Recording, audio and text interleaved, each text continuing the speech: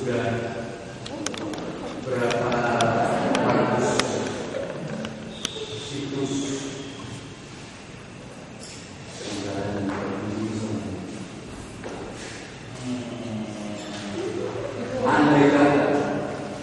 andai kata petilasan-petilasan makam-makam kuno, masjid-masjid lama, kelenteng-kelenteng lama, kelenteng tua,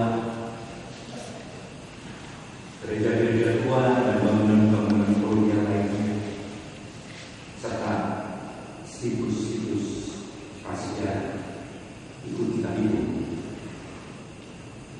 Sudah berapa banyak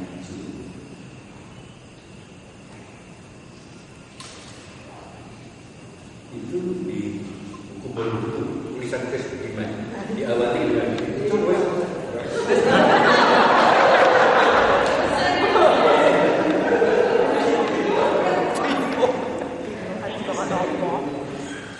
Aku belum pernah mencoba bentuknya.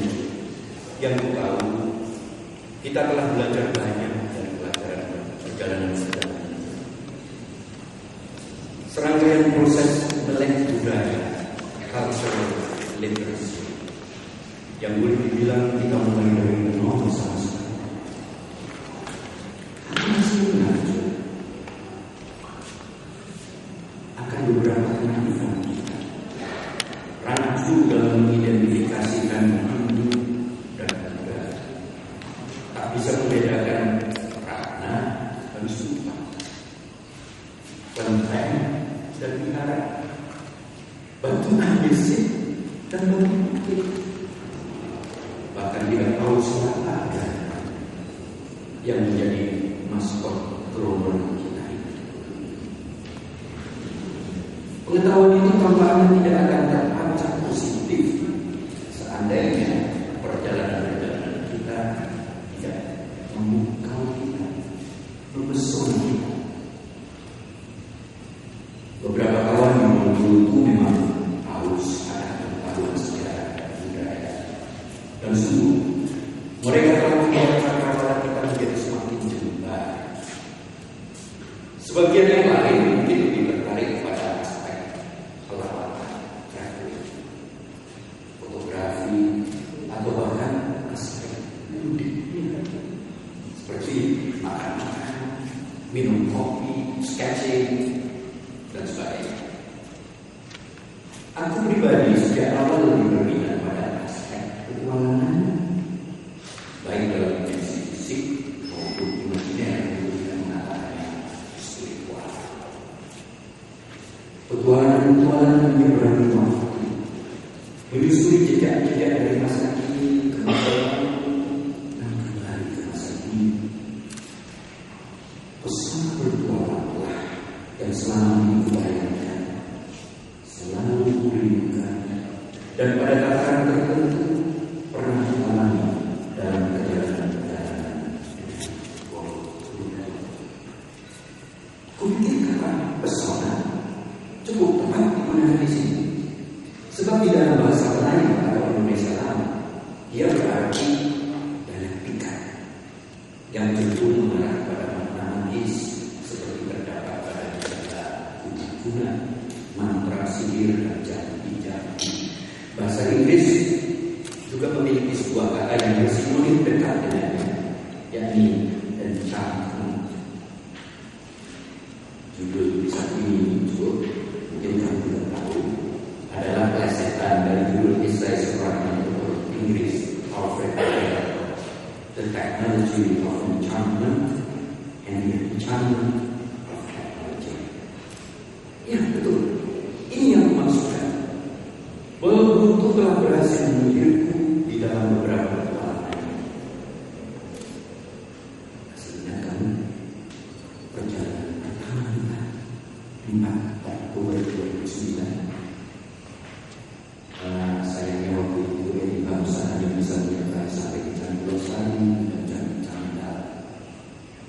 Inilah pendakian yang pertama bersamamu.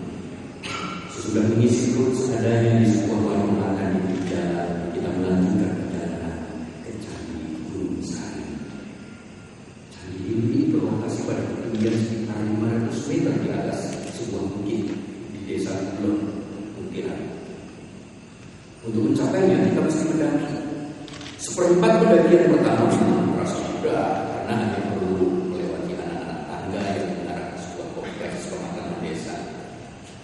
Namun sisanya kita mesti berkat keluar jalur. Sebuah jalur off-road berupa jalan tanah setapak naik turun melandai bukit telah menanti. Di sana sini dia berjalan oleh semangat. Kamu berjalan di depan dengan nafas bersenap-senap, sementara aku jalan pelan mencoba menikmati pemandangan dan sesekali memotret dirimu dari belakang. Kubir itu, kamu memang hebat dan bersemangat. Tapi kamu juga kawanmu yang seperti ini.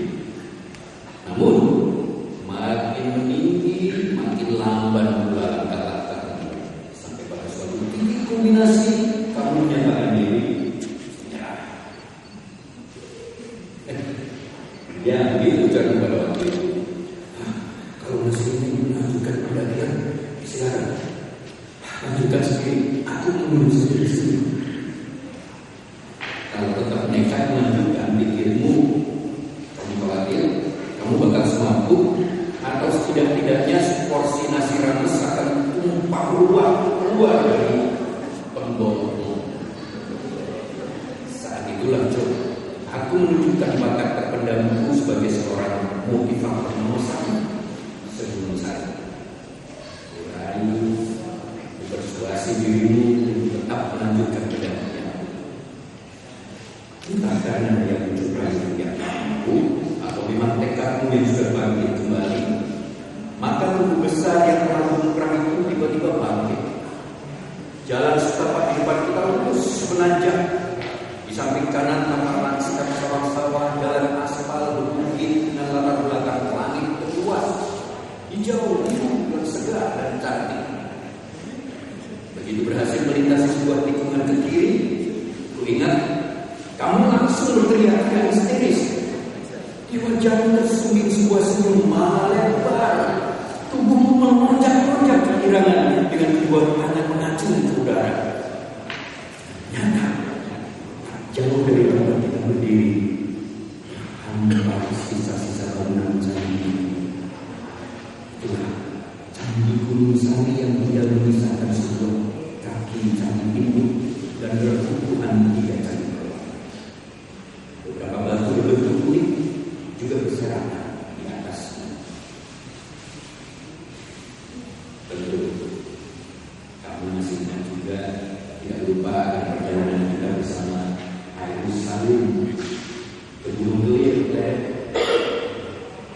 21 Maret 2010. Tadinya juga makanan kumaha di Gunung Gelir itu kukira cuma sebuah biji buah sekian di puncak bukit. Akan tetapi kondisi dan suasana pasarian ini sungguh melampaui imajinasi sesuatu yang memiliki kalau jalan setapak mendaki puncak Gunung Gelir memang relatif tidak terjal. Namun kita tetap mesti waspada lantaran keadaannya basah dan licin. Pepohonan dan semua belukar yang cukup rapat merupakan markas pasukan nyamuk raksasa yang langsung menyerang begitu menembus kehadiran manusia. Imajinasi Kusuma tidak karuan ketika tiba di muka gerbang kompleks makan. Menunggu kegiatan aku spontan bersus. Kembali sekarang fantastis.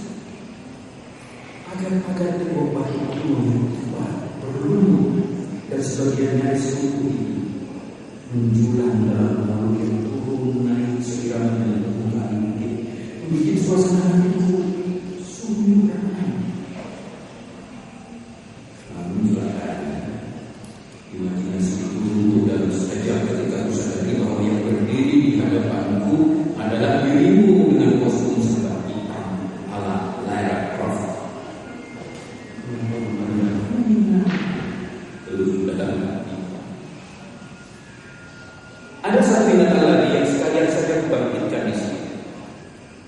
Perjalanan kita berempat bersama Pak Putu dan Pak Hermanto ke situs Kajar tanggal 28 Mei 2010. Tiba di Bukit Kajar dari rangkaian hubungan narkobolasi pada lepas siang. Hasrat kita langsung terpicu untuk merambahi bukit, mencari apa yang disebut oleh warga setempat sebagai watu tapak. Kala itu serasa mengalami disorientasi ruang dan waktu. Maka saja langkah membiarkan, tak perhatikan kemana arah Pak Putu dan Pak Hermanto yang juga terlalu bergaya. Memang mungkin yang kita dalami itu tidak bergolok tinggi, namun semua belukar yang rapat dan penuh ponak-ponik menutupi tidak hanya sisa-sisa jalan setapak, melainkan juga nisan-nisan tua di lahan pemakaman menjelang sampai. Kang Muncul hanya mengenakan celana pendek merah biasanya, bagaikan badak menerbat semangat peduli, menerjang dengan semangat perjuangan yang nyaris adi-sari. Sudah jelas, kaki dan tangan lebih tergores oleh tuli dan ranting. Kita merambah kian kemari hingga akhirnya beberapa warga berteriak-teriak tak jelas dari kejauhan di bawah sana. Salah seorang dari mereka rupanya memanjat dan mendekat kita. Mas alias ini kemudian memberikan ancer-ancer di mana posisi batu yang sedang kita cari-cari itu. Pada saat itu aku baru menyadari kehadiran Pak Putu dan Pak Hermanto. Kita berempat langsung menjelajahi lahan di sekitar lokasi yang telah ditunjukkan oleh Mas alias. Namun seperti berputus asa, belum juga berhasil kita menemukan objek yang dicari. Mas alias mendatangi lalu memanjat sebuah batu besar yang sejak tadi tidak kita sadari keberadaannya. Dikejutkan jejak kaki, sebuah jejak seukuran 5 kaki di atas permukaan batu. Waktu ini artefak yang sedang tadi kita cari-cari digantung obrolan penuh dan darah. Tiba-tiba dada terasa tergetar oleh sebuah suara. Kenapa tidak? Konon jejak di atas batu itu menurut mitos lokal adalah jejak kaki Sunan Bonang. Versi lain mengatakan itu jejak kaki Bray Asem. Bahkan mungkin ayahmu. Pencarian yang melelahkan akhirnya menaik juga. Kamu, Pak Putu dan Pak Hermanto sungguh sibuk dengan kamera masing-masing, memperlakukan waktu tapak itu bak seorang selebritas. Sementara aku mengabadikan perilaku sahabat-sahabat yang terkesan absurd. Tapak kalian tanpa penuh nafsu.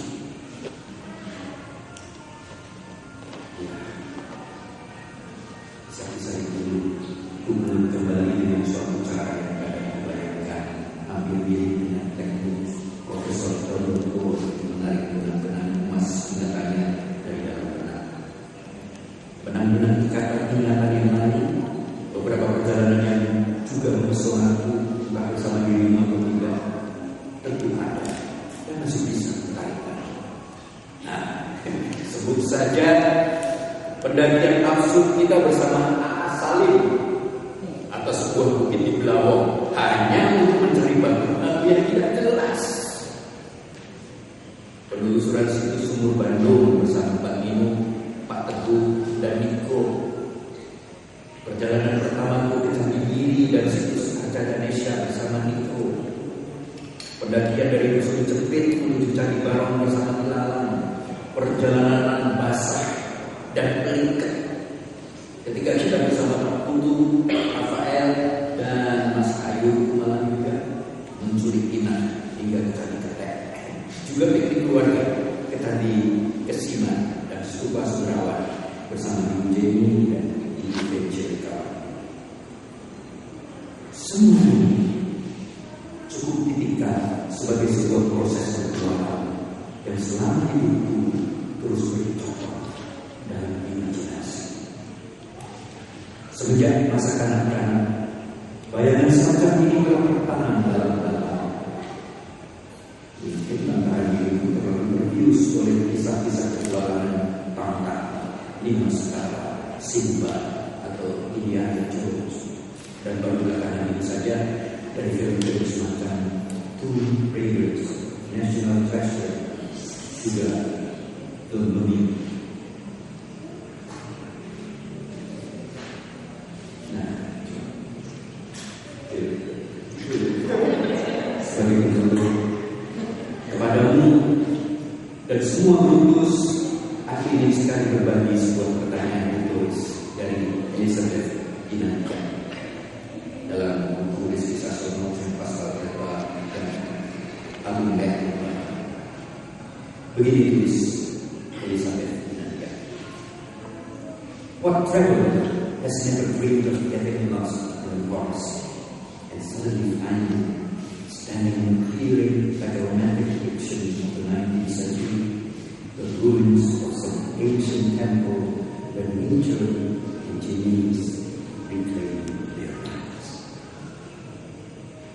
Ya kawan-kawan, pelawat mana yang belum pernah bermimpi tersesat di dalam sebuah hutan dan sekonyong-konyong berada di sebuah tempat terbuka dan menemukan seperti gambaran romantik abad ke-19 reruntuhan candi kuno yang masih dikuasai oleh alam dan para jin